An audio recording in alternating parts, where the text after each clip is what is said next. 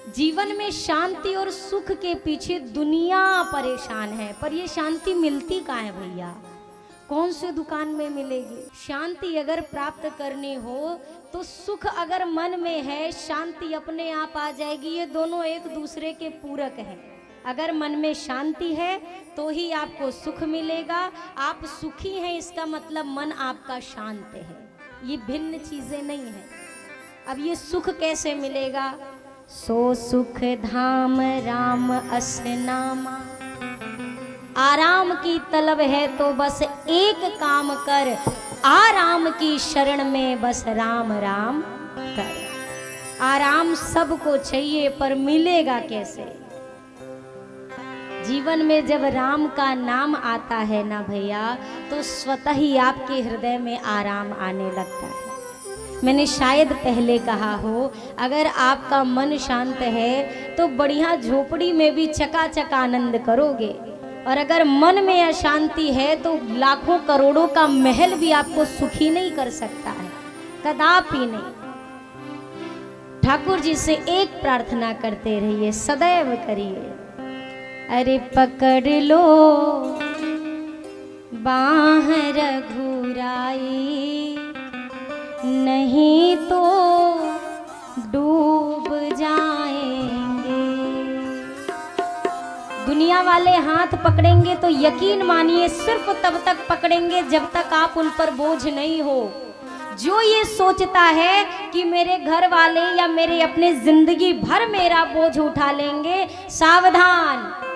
मृत्यु के बाद जब अर्थी निकलती है ना, तो घर से स्मशान तक जाने में व्यक्ति 10 बार कंधा बदल लेता है, और आप कहते हो जिंदगी भर कोई आपका बोझ उठाएगा। भूल जाइए। पकड़ लो बाह रघुराई, नहीं तो डूब जाएंगे।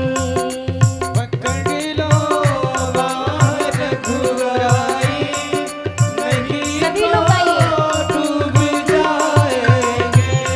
पकड़ लो बाह रघुराई, नहीं तो डूब जाएंगे। पकड़ लो बाह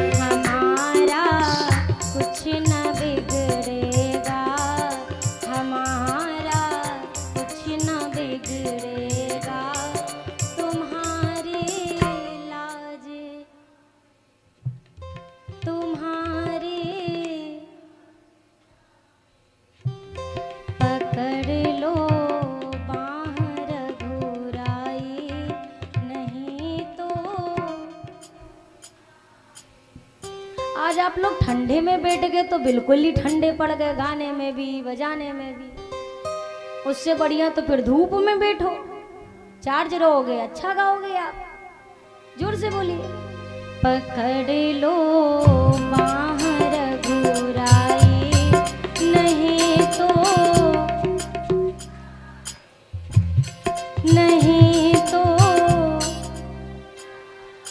और एक प्रार्थना, एसी वाली ताली बजाना हो तो मती बजाइए, बजाना हो तो बढ़िया बजाना, ताकि आपको भी तसल्ली हो हमने बजाया और हमें भी तसल्ली हो कि हमने बजवाया।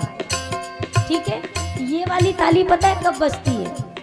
बीमारी में, कहीं की शरीर में ताकत होवे ना, तब ऐसी बजती है। अभी जब चंगे हो तो बढ़िया ताली बजाओ सभी लोग। हमारा कुछ न बिगड़ेगा तुम्हारी, पकड़ लो बाँह रघुराई, नहीं तो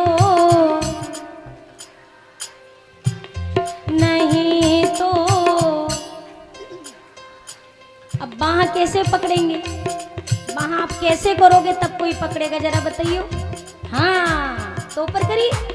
बाँह पकड़वानी है तो बाँह दो, तो पाछे हाथ करोगे तो कोई क्यों पकड़ेगा? दोनों हाथ ऊपर करिए, सभी लोग ऊपर करिए। अब राघव जी से कहिए, हमारा कुछ न बिगड़ेगा, हमारा कुछ न बिगड़ेगा, तुम्हारी लाज जाएगी, हमारा कुछ न बिगड़ेगा, तुम्हारी लाज जाएगी। पकड़ लो बाँह रघुराई, नहीं तो डूब जाएगी, पकड़ लो बाँह रघुराई, नहीं तो डूब जाएंगे, नहीं तो डूब जाएंगे, नहीं तो डूब जाएंगे। अरे हमारा कुछ न बिगड़ेगा, तुम्हारी लाज जाएगी। ठाकुर जी के जो शरणागत हो जाए, बस ये कह दे, प्रभु पाहि नाथ कही पाहि गोसाई। प्रभु हम कुछ नहीं जानते, बस आपके शरण में है, इतना काफी है। मम अपन शरणागत भय हारी, ये मेरे ठाकुर जी की प्रतिज्ञा है। भगवान शिव को जब विराजमान देखा मैया ने, माँ पार्वती आज उस प्रसन्न मुख चंद्र को देखकर भगवान शिव के निकट आए। निकट आने के बाद मैया ने बाबा को प्रणाम किया और महादेव ने आज मैया जी को अपने वामांग में स्थान दिया। मैया जी आज भगवान शिव से कुछ प्रश्न करना चाहती हैं, पर अभी पूछा नहीं है मैया ने। मानस जी की कथा में प्रत्येक एक व्यवहार बताया गया है कि पत्नी को पति के प्रति क्या व्यवहार करना चाहिए, तो पति को पत्नी के प्रति क्या व्यवहार करना चाहिए। अच्छा, अगर आपसे पूछूं कि पति को पत्नी का सम्मान करना चाहिए, आदर देना चाहिए, कि पत्नी को पति को आदर देना चाहिए? पत्नी पति को आदर दे, बदले में पति अपनी पत्नी से प्रेम का व्यवहार रखे, ये नियम कहता है। पर यहां आप दर्शन करो, उल्टा हुआ। जानी प्रियाया धर अति कीन्हा, जानी प्रियाया धर अति कीन्हा, वाम भाग आसन हरि दीन्हा, वाम भाग आसन हरि दीन्हा, बैठी शिव समीप हर्षाई, बैठी शिव समीप हर्षाई। पूरब जन्म